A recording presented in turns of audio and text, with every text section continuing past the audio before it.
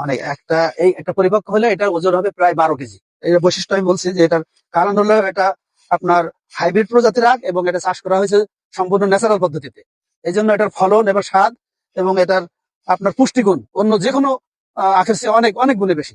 Symbiotic পদ্ধতিতে চাষ করেছি, সেটা হলো এখানে ডাল জাতীয় ফসল সব ছিল, বরবটি, আর সাথে ছিল ভুট্টা, তার সাথে ছিল আখ।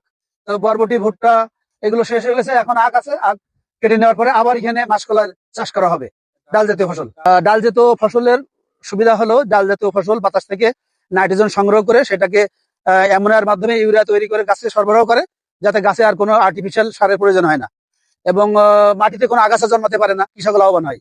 এবং এটা যে কোনো ফসলের ভিতরেই এই মাসকলাই ডালে চাষ করা কৃষক লাভবান হয়, কারণ হলো যে সে একটা টাইমে 2টা 3টা ফসল পায় এবং তার আগাছা নিড়ানোর জন্য অন্য কোনো এখানে আগাছা হতে পারে না, যার ফলে কৃষকের খরচটা কমে।